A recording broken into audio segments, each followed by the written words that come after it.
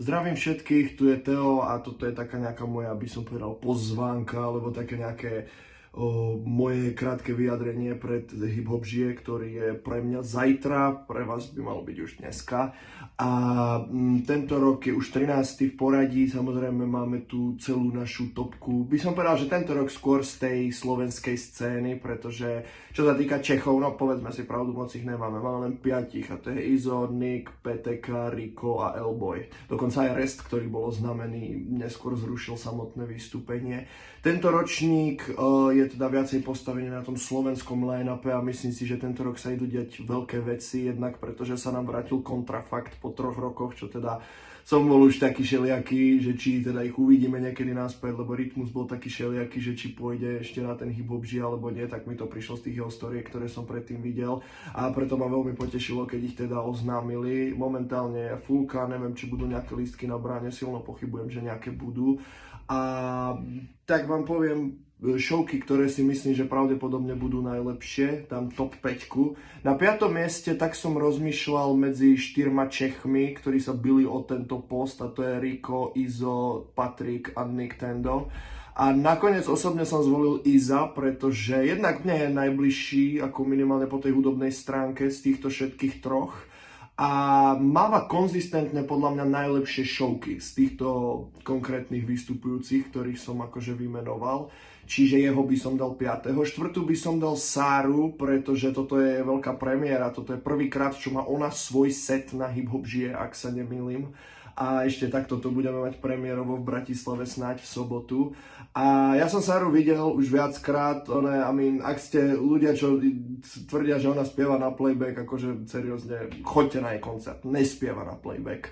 A do toho, jediné, čo ma mrzí, čo mi nedovolujú tak nejak dať vyššie, je že myslím si, že nebude mať nejakých hostí. Jediný, kto podľa mňa môže dojsť, je Brasi, pretože všetci jej kamoši proste z Milión Plus, Separ, Rafo, PTK hrajú inde proste v sobotu, keď ona je tu, lebo ona je na Kuline.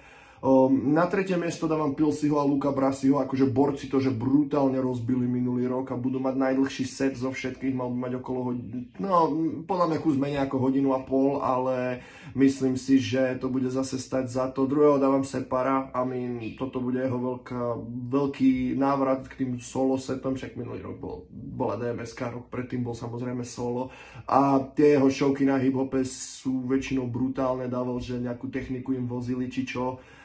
Mám pocit na storku, niečo také mám pocit, že som tam videl a takto, ale prvé miesto a mým Kontrafakt. Ako poviem to takto, nezažiť žiaden koncert Kontrafaktu v rámci CZSK umelcov rapových je ekvivalent nezažiť žiaden koncert. Jediný, kto je tak, lebo nikto nerobí tak dobré showky ako oni, jediný, kto je na podobnej úrovni, podľa mňa je ešte Stein 27. Sú ďalší výborní live performery, ako je Izo, Viktor, Nerieš, Separ, ja neviem, tento Hardrico aj napríklad, ale nikto nerobí tak dobré showky, ako je Kontrafakt.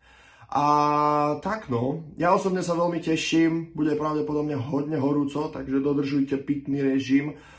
Povedal by som to takto, ak toto vidia nejakí umelci, žiadam vás o jednu vec, ak prídu za vami vaši fanúšikovia, chovajte sa s ním prosím s rešpektom, sú to ľudia, ktorí chcú s vami byť, ak sa samozrejme chovajú toto slušne, čo by som teda požiadal zase naopak fanúšikov. Dojdite za vašim obľúbeným interpretom, spýtajte sa ho, že ak sa s ním potenciálne chcete fotiť, neberte si osobne, keď vám povie, že nie, to není ich povinnosť, oni není povinní toto robiť a umelcom by som zase odkázal, že doprajte im to. Pokiaľ je to možné, tí ľudia s vami chcú si zväčšniť ten konkrétny moment. No. A hlavne nezabudnite, o kom je v prvom rade celý tento ročník. A to je Osťo. Celý tento event je na uctenie jeho pamiatky. A to je podľa mňa niečo, s čím by sme všetci mali ísť na ten samotný festival. Samotný Johnny Perfecto, ktorý moderuje, dajme mu šancu, myslím si, že môže byť fajn. Ale celý tento ročník je pre Osťa, podľa mňa, preto aj ten viac slovenský ladený line-up. Čiže tak sa teším a dúfam, že sa vidíme. Majte sa dobre. Čauko.